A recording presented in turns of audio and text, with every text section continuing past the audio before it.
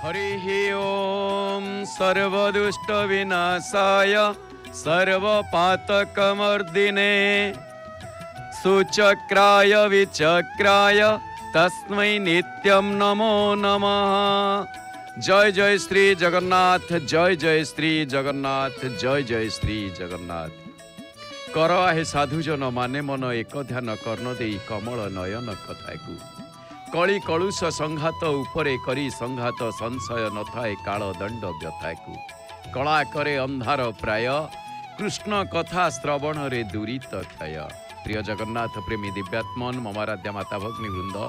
आपण माने दर्शन करुछंती नील चक्र पतित पावन बाना और ये पताका लगी दर्शन उपलक्षे आपण माने को समस्त को हार्दिक अभिनंदन। रामानंदी तिलक रामायुध अंकित गृह शोभा वरनी न जाई नव तुलसी का वृंद तह देखी हरस कपीराई। जहाँ को हनुमान देखी कति खुशी जाइतिले जो रामानंदी तिलक को पुणी लंकापुरी रे लंका रे राम नामर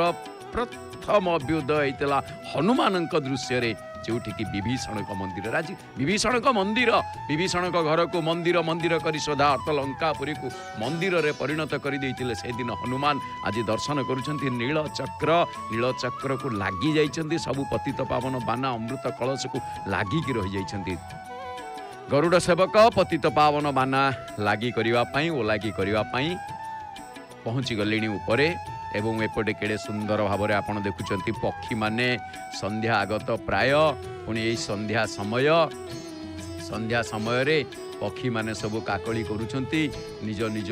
नीड़ को फेरी जाउछंती। ऋतुकूलपति वसंत ऋतु चक्रयने समागत पुणी मधुरे मधुमय भुवने मधुमय सुधामय केड़े सुंदर भाव में मधुर दृश्य आम दर्शन करुचे। दुईटी दृश्य जय जगन्नाथ टीवी चैनल माध्यम रे बसंत ऋतु फाल्गुन चैत्र बसंत रे निर्मल शोभा जगत रे मलय समीर कोमल फेड़ी दक्षिण द्वार नव शुभ वार्ता प्रचारे होई अच्छी बाहर। केड़े सुंदर सबु पक्षी माने सबु काकली करुछंती तरुलता पाई से वार्ता पुष्प विकास छले हसंती आहा कि उल्लासे जले कि अवास्थले पलके पल्लव दुकूल पिंधि धरणी राणी पुलक पूरित अंतरे पूजे विश्वविन्धाणी कि मंत्र लभी चटपी कि मंत्र लभी चटवी कवि पिक सुक्षणे जन्मादयी कुहु झंकारे मुहुर्मुहु भुवने। दुईटी दृश्य गोटे पटे केवल नीलचक्र आउ गोटे पटे पतित पावन कहबारु पुणी कौन एकाठी आसीगले गोटे दृश्य आम देखुचे पतित पावन बाना फरफरई उड़ुथिबा दृश्य आम देखुचे 14 हाथ बाना उपरे उड़ुची आओ सेपटे स्तंभ सहित बाना एपटे ओलागी करुछंती जो बाना गुड़िक बांधी केते सुंदर। तेणु ये बसंत ऋतुरे बसंतर संध्या ये बसंत रासर संध्या बसंत समय चैत्र मास चित्रा नक्षत्र युक्त ए मासरे आपण माने संध्या समय रे पताका लागी दर्शन करुछंती। वाह केड़े सुंदर दृश्य अनाईन बारे देखरे जीव निज अंतरे अनंत जीवन आधार सत्य शिव सुंदर उभय दर्शन केड़े सुनंद अनंत सरस वसंत मधुमय उत्सव अनंत जीवन यौवन महानंद विभव सते जेमिति रंक कोटि निधि पाईगला भली ए संध्या समय रे पताका लगी दर्शन जीव मान को अनुभव होता है आमे ताई अनुभव करुचे। आउ ये जो ललाटरे रे देखुछंती केड़े सुंदर भाव में ये हूँ श्रीमंदिर ललाट उपरे चित्ता जो तिलक ताकू आपण माने देखुछंती लेखिछंती तोर ललाटे प्राण विधाता तोर तेणु छिंडाओ तू त्वरिते मोह बंधन डोर। ये खोला जाउनी जे ये मोह बंधनर पताका को ओलागी करुछंती आपण देखुछंती पताका को ओलागी ना मोह रखनी जे काली लगी आज ताको ओलागी कला परे नूतन लगी हम घड़ार जदि पूर्ण अच्छी ताको खाली कर ताले आउरी पूरीब ना घड़ा जदि सही जल रही खाली न हम ताले किछि दिन पर से जल नष्ट हो दुर्गंधयुक्त हो तेणु मोह को त्याग कर।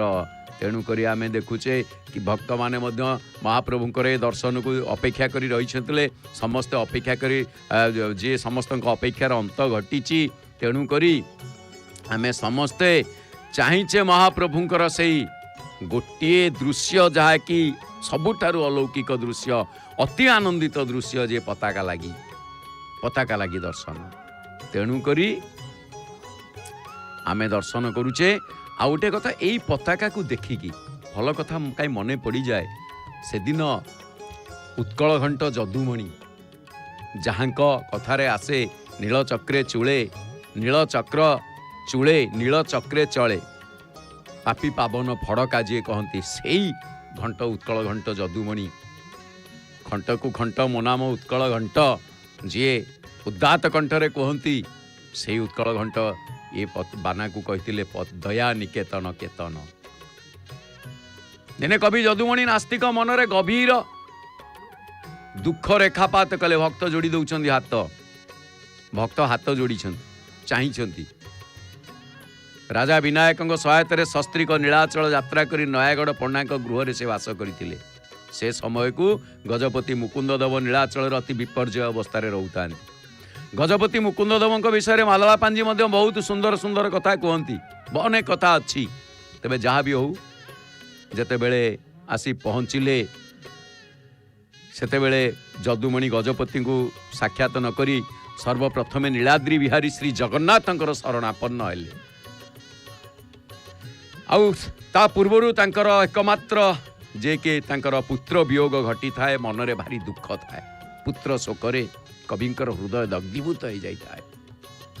हतोत्साह हो पड़ी था कवि जड़े व्यंगकार जड़े व्यंग कवि हसैउथिबा कवि तांको आखिरे लुह तांको देखिकी समस्ते भारी मर्माहत होता। श्री जगन्नाथ को दर्शन रे अवश्य पुत्र शोक किंचित मात्रा रे तांकर दूर हेबा पाई कवि स्वामी स्त्री उभय श्रीक्षेत्र दौड़ी से माने जाई गरुड़ स्तंभ निकट में ठिया कि निजर विपर्य कहानी को धीर स्थिर भाव में महाप्रभु को से दिन जनाऊे। गरुड़ एपटे पतित पावन बाना गरुड़ सेवक जो गरुड़ नीति पालन करती यही सेवक जहाँ को आपण मैंने देखुं बाना लगी करने को आसी ओलागी करुँच पुणी बांधुंट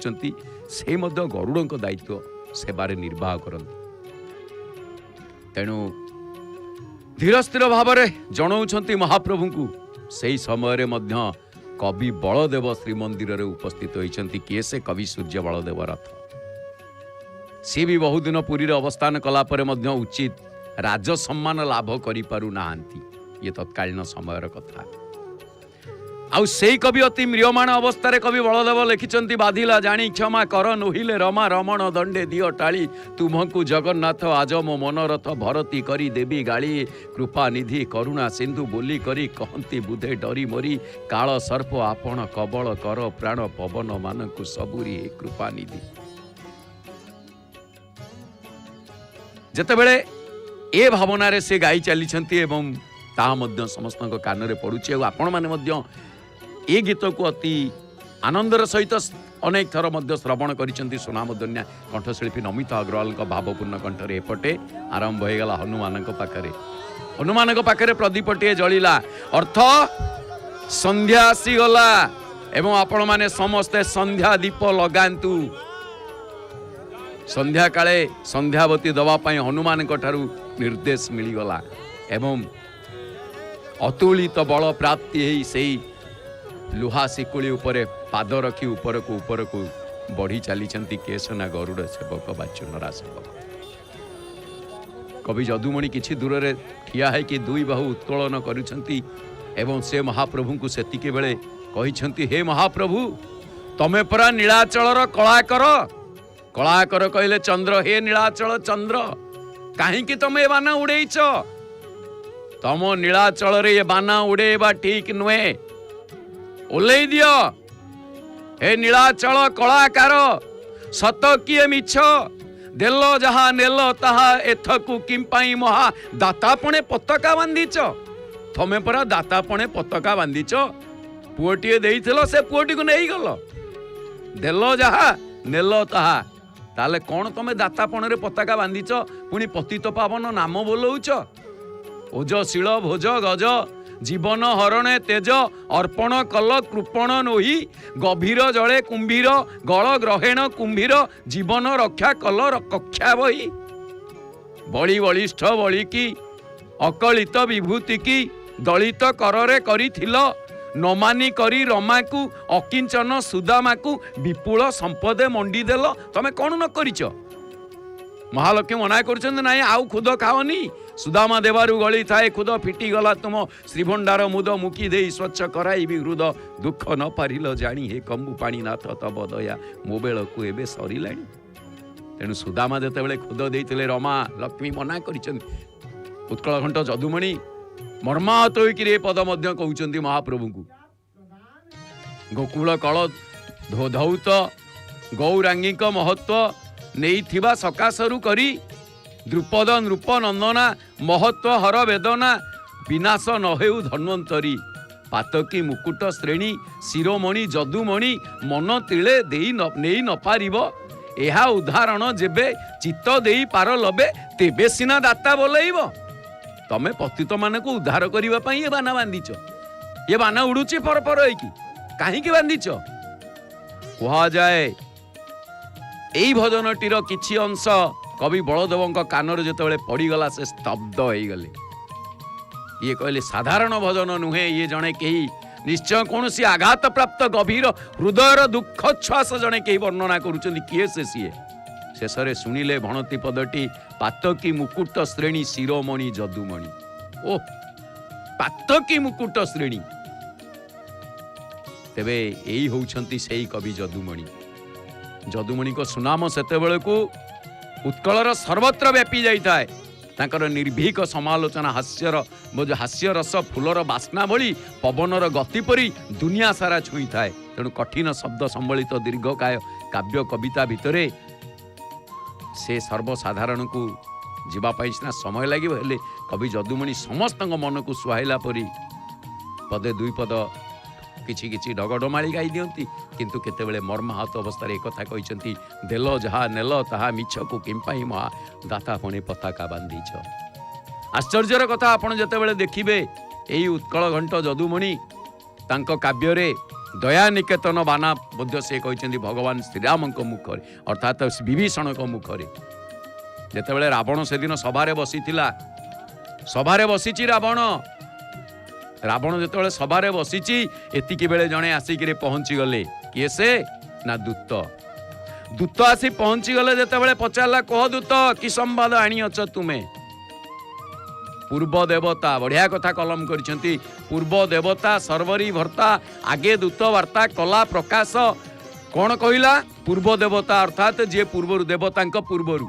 ये दुईटी कथा आसी कश्यप प्रथमा स्त्री दिति गर्भसूत पुत्र माने प्रथमे देवता नाम अभिहित थिले द्वितीय स्त्री अदिति गर्भसंभूत पुत्र माने सद्गुण निपुण हेतु ये देवता नाम से अभिहित हेले ये सद्गुण जो देवता नाम अभिहित हेले से माने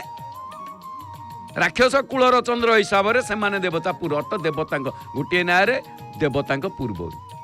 से माने असद्गुणरू प्रथमे दैत्य देवता माने दैत्य हेले प्रथम देवता जहाँ को कह जाए तेणुक एटी वर्णना करछंती पूर्व देवता प्रसंग तापरे सर्वरी भर्ता कहले सर्वरी कहले रात्रिर राजा भर्ता कहले रात्रिर पोषक बा रात्रिर राजा सी होउछंती चंद्र दानव कूल चंद्रमा किए से दानव चंद्र रावण बसीछंती सभारे एतिके बेले दूत प्रवेश कला पूर्व देवता सर्वरी भर्ता आगे दूत वार्ता कला प्रकाश आम नीलचक्र को देखुचे ये पताका उड़ुची बोली प्रसंग आसी माँ जने तार दुख जनाऊँ कहले अशोक बने शशोके थिबा बधू वर्णना अशोक किंतु माँ जान कि से शोकपूर्ण अवस्था अच्छा आउ ए ना नीलाचल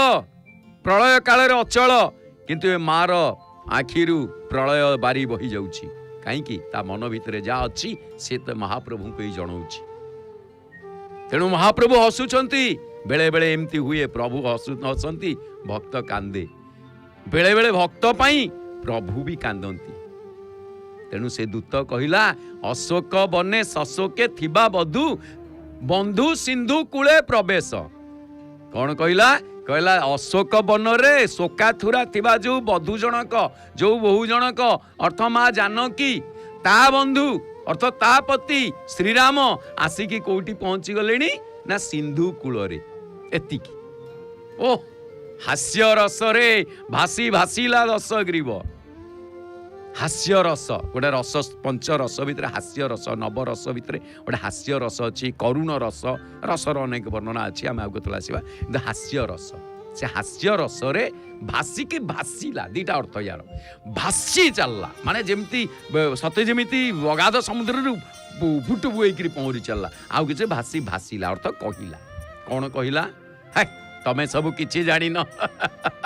अरे नारी विहीने बारिधी रे तनु झासीब बोली आसीथिब सी जो आसिकी पहुंची नारी विहीने ता स्त्री की मु चोरे की नहीं ता स्त्री की मु नहीं आसीची तो सेइथिपाई से कौन करिछि ना समुद्र रे बुड़ी की मरिबा पई आसीछि किए से श्रीराम एतिकी बेले गोटिए पद अल्प खंड काव्य टिके माने अधा कहिसंती किए से ना विभीषण बेसी किछि कहि नांती गोटिए पद कहिसंती काहे की कहिसंती एटे हनुमान को पूजा देखिले 4 जण सेवक को आपण देखुचंती पतित पावन बाना उडुची आउ ऊपर बानाटी लागि हबो बढ़िया कथाटी विभीषण कहले बदती अनुज पवन तनुज गमनु जाईची देखा जे टेकिला एथर गात्र गोत्रांतक प्रज्वल ज्वलन शिखा जे कोपे लंकेश कंपी अनाइला निंदने प्रहस्त हस्त मस्तके न्यस्त करी शांति कला भाषा चंदने किछि कहि नांती गोटिए पद कहिले बदती अनुज रावणर भाई अनुज किए से ना विभीषण कौन कहिले ना पवन तनुज गला दिनरु एक कथा जणा पवन तनुज किए से पवन नंदन पवन कुमार सुमीरौ पवन कुमार हनुमान हाँ भाई जहाँ कहूच सत कथा जे जो दिन ठारू हनुमान आसिकी लंका पोड़ी की गल गोटे पदरे बहुत कथा कहीदेले विभीषण आपण जो हसिकी भासुचंती नाचुचंती डेउचंती खुशी रे माने एकदम उथल पुथल होउचंती किंतु ये कथार अर्थ जना पड़ी गलानी जे पवन नंदन जो दिन लंका पोड़ी दे जाली दे जाइतिले सेही दिनटू जना पड़ीची जे श्रीराम समुद्र रे बुड़ी की मरिया पई आछंती तनु झासिया पई कि कोन करिया पई आसी सांगे सांगे माने 440 वोल्ट लागी गला रावण दिए टेकिला एथर गात्र गोत्रांतक गात्र ता आखि की कवि गात्र सहित तुलना करिछन बड़ बड़ गात चा नेत्र तो नुह गात्र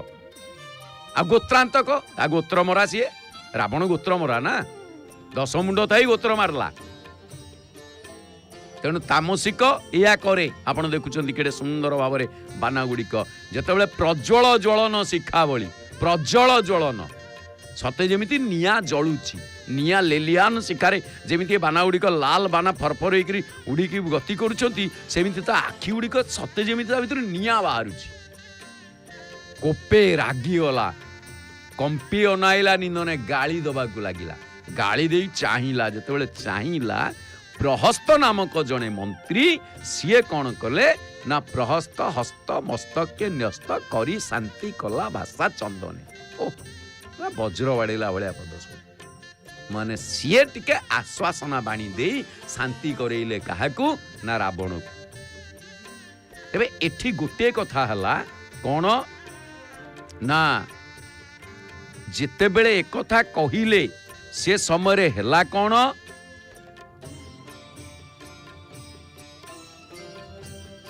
तांको दृष्टि न्यास किंपा कल ईश काहाकू हेब से पांचक जेबे ओष्ठ रद देव मृत्यु देव देवता मृता पंचक सत्य रावण भणु विभीषण बोइला सिंधु मध्य स्थित स्वर्ण कीर्ति शीर्ण नाव स्वाति जोग पाइला गोटे बढ़िया कथा एटी रही कौन ना ये जो बाना को देखिबार दृश्यर प्राकर दृश्य ये कथा से बड़ सुंदर भाव कहले जे प्रहस्त कहला हे जे प्रभु निज भाई विभीषण प्रति एपरी माने क्रोध दृष्टि पकेइले जे या द्वारा कहार क्षति हम जदि तुम ओठ कामुड़ी रागी जीव तेबे मृत्यु देवता जम तार मृत्यु पंचक देव अर्थ मृत्यु हम। या शुणी रावण कहला रे एक सत तो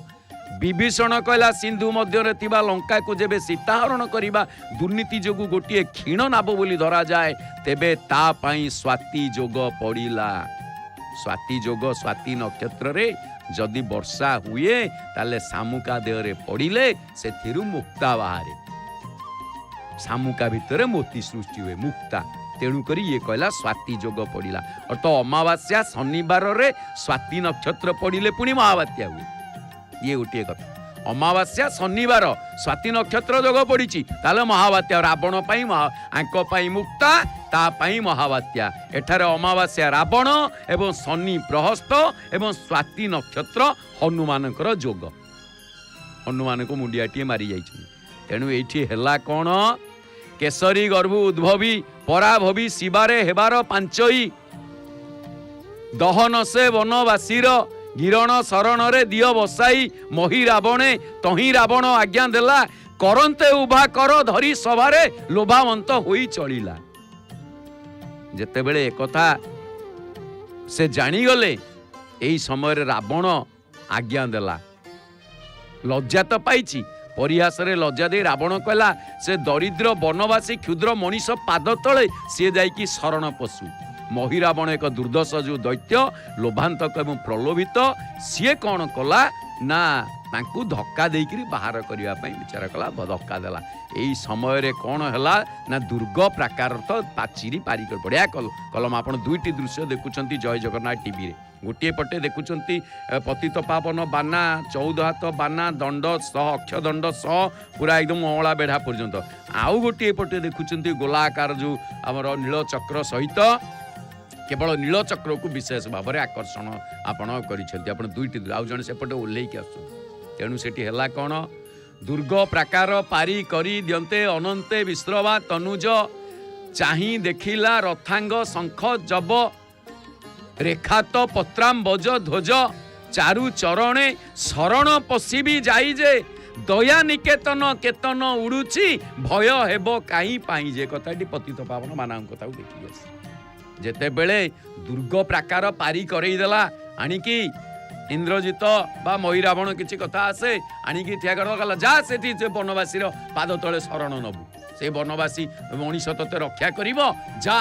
कहीकि जेते बेले कका को आनिकी पहुंचे देले देखला मुए दुर्ग पारी हेबी केमिति पारी हेबी कुआडे जीबी पारी हेबी केमिति जेते बेले चाहिला से सेठू दूररू चाहिला जेते बेले पारी हेकि आसिला देखिला माने सब चिन्ह कौन ना रथांग अर्थ चक्र चिन्ह रथांग माने चक्र यही जो आपको रथांग बोली कहा जाए नील चक्र आपण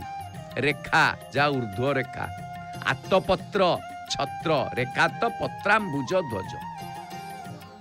पताका तेणु माने सेठी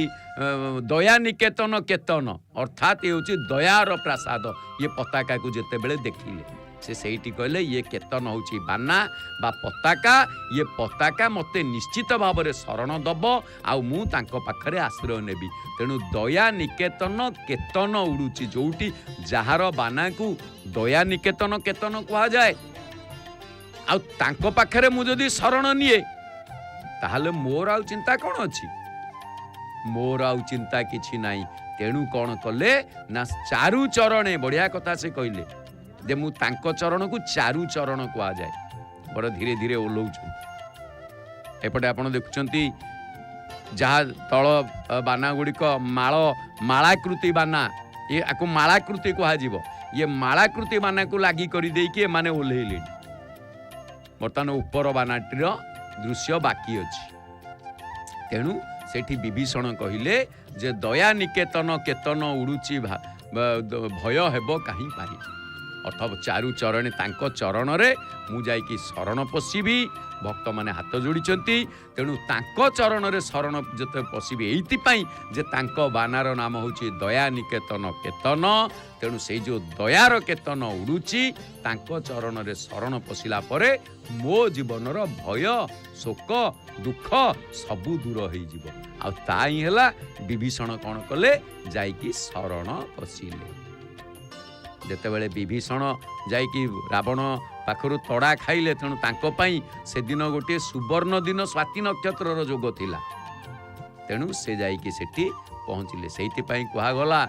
ମହାପ୍ରଭୁଙ୍କ କଥାକୁ, ଅଘାରି ଅଙ୍ଗ୍ରିକି ଅମ୍ବୁଜ କରି ଛବି ବର୍ଣ୍ଣିବାର କବି ଚାତୁରୀ ବିରଞ୍ଚି ଦର୍ପକାରୀ ସର୍ପ ଇନ ଚତୁର ପଞ୍ଚ ସହସ୍ର ବଦନ କାହା କୀର୍ତ୍ତି ଗୁଣ ଗାଇଜେ ଅଷ୍ଟ 15 ବିଂଶ ଶତ ନେତ୍ରକୁ ମୁଦନ୍ତି କାହାକୁ ଧ୍ୟାଇଜେ। ବଢ଼ିଆ କଥା ଏଠି ଆସିଛି। ଅଘାରି, ଅଘାରି କହିଲେ ବିଷ୍ଣୁ। କାହିଁକି ନା ସେ ଅଘ ନାମକ ଅସୁରକୁ ବିନାଶ କରିଥିଲେ। ଆଉ ପୁଣି ଅଘ କହିଲେ ପାପ, ପାପର ଅରି, ପାପର ଯିଏ ଶତ୍ରୁ ମାନେ। ଆଚ୍ଛା, ଅଙ୍ଗ୍ରି କହିଲେ ପାଦ, ଆଚ୍ଛା ଅମ୍ବୁଜ କହିଲେ ପଦ୍ମ।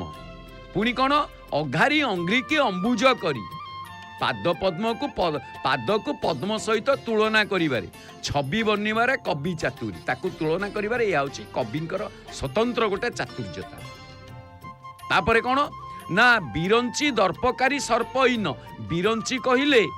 ବ୍ରହ୍ମା, ଦର୍ପକାରୀ କହିଲେ ଶିବ,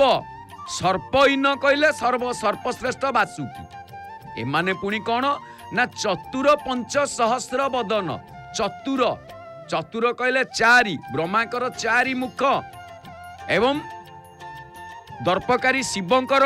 5 ମୁଖ, ଚତୁର ପଞ୍ଚ।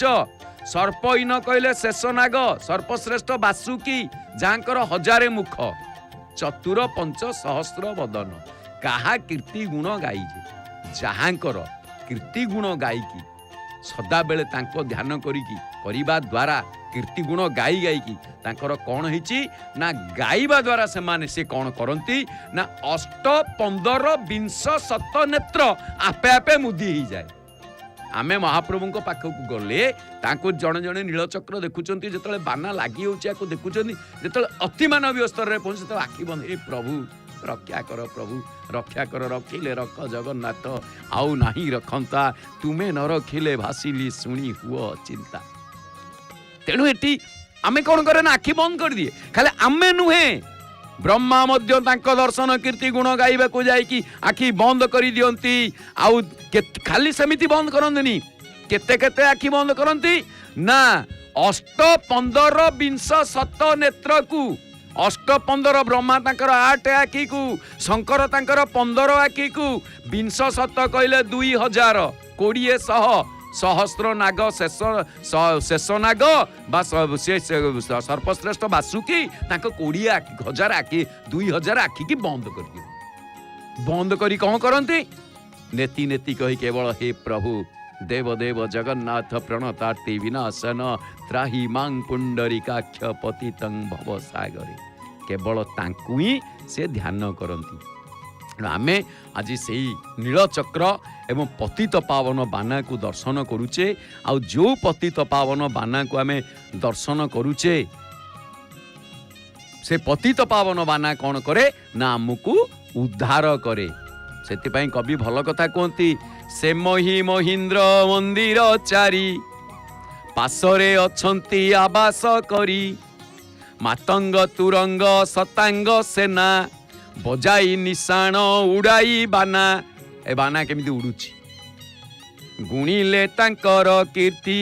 ଯେ ଖଡ଼ିଗାର ଗୁଣ୍ଡ ଭାରେ କୁଣ୍ଡଳିତ୍ର ମୁଣ୍ଡୁବର ଜୀବ କ୍ଷିତି ଯେ। ବଢିଆ କଥା ଏଠି କ'ଣ, ମହି କହିଲେ ପୃଥିବୀ, ମହିନ୍ଦ୍ର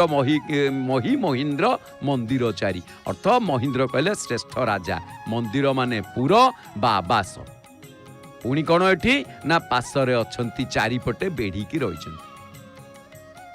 ଆବାସ କହିଲେ ଘର, ମାତଙ୍ଗ ଗଜ, ତୁରଙ୍ଗ ଅଶ୍ୱ, ଶତାଙ୍ଗ ମାନେ ରଥାରୋହୀ, ପଦାତିକ ପାଇକ ସେନା ସୈନ୍ୟଗଣ, ନିଶାଣ अर्थ वीरबाजा, खड़िगार गुंड अर्थ खड़ीगुंड भाव में ओजन रे जे कुंडलीन्द्र वासुकी नाग ये समस्ते महाप्रभु को सेवारे सदाबेल रही भक्त एठी नाचुचंती। राधे कृष्ण राधे कृष्ण रटरे केते दिन रहिब ए माटी पिंड घटरे हरि बोल सारा हारमोनियम बाजुच ना छोटिया केसीओटे टांगी दी हाँ बेकरे टांगी दी छोटिया केसीओटे बास एपटे बाँ हाथ हलुची सेपटे से छोट पिलाटी बोधे संतान तार देख रे उत्कलवासी भारतवासी समस्ते देख जोटी पैसार अभाव नहीं गोटे डॉलर जोटी आम देश माने 100 टंका पाखापाखि है 80 ରୁ 100 टंका से पाखे पैसार चिंता नहीं किंतु केवल पैसा को छाड़ी देकी महाप्रभु पाखे तल्लीन हो जाउछंती आमे तांको कल्चर को स्टडी करी ओ हाउ ये भली सब चोबई गधा चोबई कि सब आम इंग्राजी चोबौचे तेणु चिंता करंतु आपण माने देखुचंती महाप्रभुंकर ए पतित पावन बाना तेणु महाप्रभुंकर ए जो बाना उड़ुची ये बाना सामान्यतम बाना नुहे तेणु एठी गोटे कथा कहगला कौन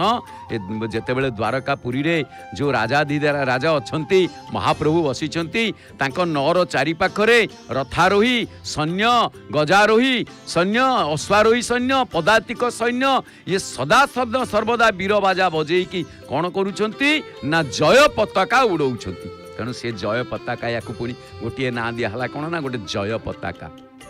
उत्कल घंट भल कथा कहते रथ यात्रा को जय शंख ध्वनि शंख बाजेनी षटदश चतुर्दश द्वादश चक्र चलनु जात हेबा घोष श्री गुंडीचा बाहुडारे 84 जय शंख ध्वनि जाए आभासी एमंत उत्सव इछि जे दिवस रजनी ए भाव भजनी ग्रंथकार होई अछि जे षटदश चतुर्दश द्वादश 16 14 12 चक कथा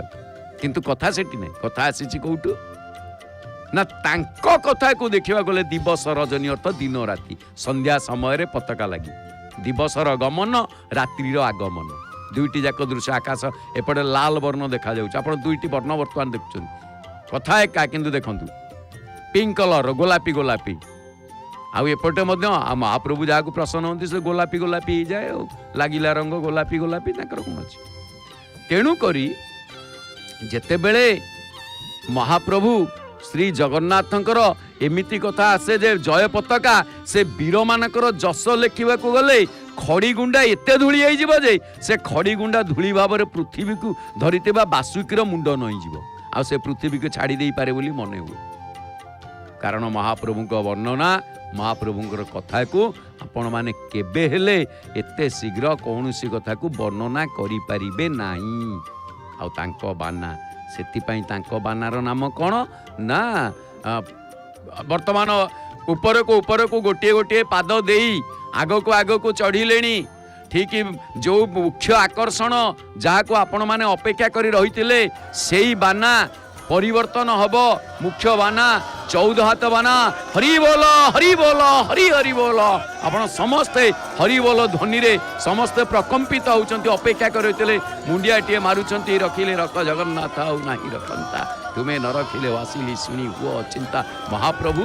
देव देव जगन्नाथ मु बाकी तम सेवा करिया को मु वर्तमान घंटी की पिटे काली बांधी थिली आजी फिटौची से काली बांधी थिले आजी एपटे केते पिलांग मन रे हस केते खुशी केते आनंद केते उल्लास किए दुख रे किए सुख रे किए खुशी रे किए केमिति विभिन्न प्रकार रे समस्ते महाप्रभु को भक्ति निवेदन करुचंती आपण माने दर्शन करुचंती महाप्रभु को तेणु महाप्रभु को दर्शन करिबा आ महाप्रभु को कृपा पाइबा नीलाद्रिनाथम जगतामधीशम चिदम स्वरूपम शरणैकनाथम श्रीनीलगोत्राधिपतिं वरेण्यं सुरेन्द्रवन्द्यं प्रणतोऽस्मि नित्यं सुरेन्द्र वन्द्यं प्रणतोस्मि नित्यं सुरेन्द्र वन्द्यं प्रणतोस्मि नित्यं। कारण बाना कौन बाना लगे आज बाना लगे कौन आपण मैंने लक्ष्य कर सारे। आश्चर्यर कथा सबुदिन से ही दृश्य किंतु देखंतु एटी भक्त वत्सल भगवान भक्त को केमिति ऊर्ध्वरे रखिचंती। हलदिया बाना ओलागी करागला ताकू केमिति से सेई ऊपर केमिति भांगुचंती। आजिकल पिला माने को पैंट सार्ट टिके भांगी रखि दियो कहले रखिबेनी। शिख अरे पिला माने युवपीढ़ी देख महाप्रभु को प्रति सेवार केते महानता और सेवा कले केमिति मेबा मिले। ता गंठी पकई देले देखिले से बानार अग्रभाग गंठी पकईदे से सेठू जदि फोपाड़े से जोठी भी पड़ो से पिटबनी एमती भाग से गंठी पकई एमती भाग भांगी फोपाड़ू ना से ऊपर जोठी पड़ू फुटबनी प्रश्न उठूनी से एमती जुआड़े से गंठी पड़ी से जुआड़े सियाड़े नहीं पड़े बुझीपार ना ना ये हूँ महाप्रभु। बर्तमान कौन हो चारिआड समस्ते एकदम शांत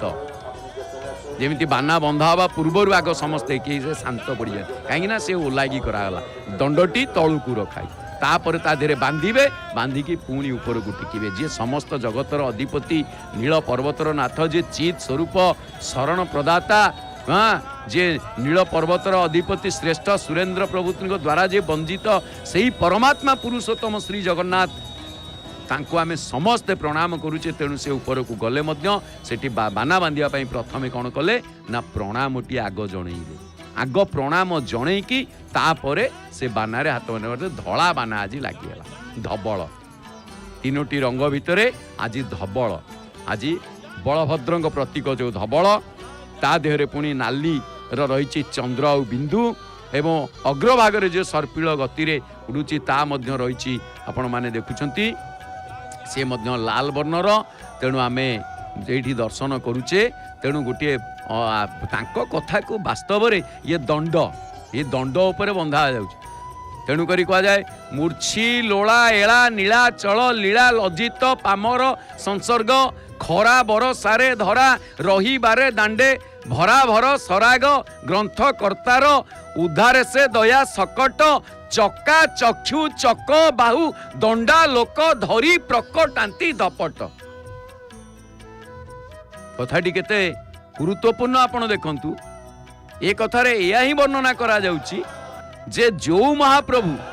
तांको पई हरि हरि बोल जय जगन्नाथ जय जगन्नाथ जय जगन्नाथ जहां को आपण माने अपेक्षा करितिले ए शब्दर अर्थ आम अर्थ कौन ना खरा वर्षा रे स्नान रथयात्रा समय रे धरा होइतिबारु लोक माने बहुत होता तेणुक से प्रभु ग्रंथकर्ता प्रति दयार सगड़ तेणु जहाँकर चक्राकार चक्षु चकपरी बाहुद्वयर सगड़ दंडा परी लोक माने ताकू धरिकी गति करती एवं उद्धार पाती। तेणु तांकर बानार नाम कौन ना पतित पावन बाना। से पतित पावन बाना को आमे कौन करुचे ना एठी संध्या समय रे दर्शन करुचे। तेणु जीवन रूपक संध्या रे आमे आलोक प्राप्ति होउचे। तेणु आमे से जीवन रूपक संध्या रे आलोक प्राप्ति होइकि आमे कौन करिबा ना तांकू केवल प्रणामटिए जणाइबा। कारण प्रणाम ही जणाई थाए प्रेम, प्रणाम ही थाए अनुशासन, प्रणाम ही शीतलता, प्रणाम ही शिखाई थाए आदर, प्रणाम ही शिखाई थाए सुविचार मार्ग, प्रणाम ही शिखाई थाए नम्रता, प्रणाम ही अहंकार को करि थाए दमन, प्रणाम ही होता है क्रोधर दमनकारी, प्रणाम ही शिखाई थाए शालीनता, प्रणाम ही शिखाई थाए संस्कार। आ ये प्रणाम होची हमर सनातन संस्कृति। तेणु आमे आमे एठी महाप्रभु को बड़ देउल को दर्शन करुचे। तेणु आज संध्या समय रे आमे कौन कले ना आमे महाप्रभु पताका लागी को दर्शन कले। तेणु महाप्रभु पताका लागी को दर्शन कले। आउ ये पुणी बसंत ऋतुर पुणी चैत्र मास पुणी बसंत ऋतु दक्षिण पटु पवन बहुची दक्षिण दिगरु बहे मृदुल हे बहे मृदुल हे बहे मृदुल परिमलमय मलया नील से मलया नील कुसुमे मंडित द्रुमलता गछ गुड़िक देखुं सब ता पाखे चारिपटे जिते गछ सब बढ़िया फूल सब फुटी चारिपटे जो आम परिक्रमा मार्ग में। अरे महाप्रभु तुम एत कौटी थी कि हाँ बाना लगिगला मुँह देखदेल ନାଇଁ ଆମ ମହାପ୍ରଭୁ ଭାରି ବଢ଼ିଆ। ହଁ ଆମ ମହାପ୍ରଭୁ କହିଲେ ଆରେ ତମେ ସମସ୍ତେ ସାଡ଼େ ଚାହୁଁଥିଲ ତ ଦେଖୁଛ ମୋ ଭକ୍ତକୁ ଦେଖୁଛ ମୋରି କାର୍ଯ୍ୟ ଦେଖୁଛ ମୁଁ ଆଉ କାହିଁକି ତମକୁ କ'ଣ କହିବି ତେଣୁ ମୁଁ ଟିକେ ନୀରବ ହେଇଯାଇଥିଲି। ବର୍ତ୍ତମାନ ସମସ୍ତେ ଦେଖିଲେ ଆରେ ହେ କହ୍ନେଇ ଲାଗି ଗାଈ ଗୁହାଳ ୟା ଲାଗି ସିଏ ତା ଲାଗି ଇଏ ନୁହଁ କିନ୍ତୁ ଉଭୟ ଉଭୟଙ୍କର ପରିପୂରକ। ଦେଉଳରେ ବାନା ନଥିଲେ ଉପାସ ରହିବେ। ହଁ ଏକଥା ସତ ଦେଉଳରେ ବାନା ଲାଗିନଥିଲେ ମହାପ୍ରଭୁ ଉପାସ ରହିବେ ଆଉ ଇଏ ମହାପ୍ରଭୁ ନଥିଲେ ବାନା ଲାଗିବନି। ମହାପ୍ରଭୁ ନାହାନ୍ତି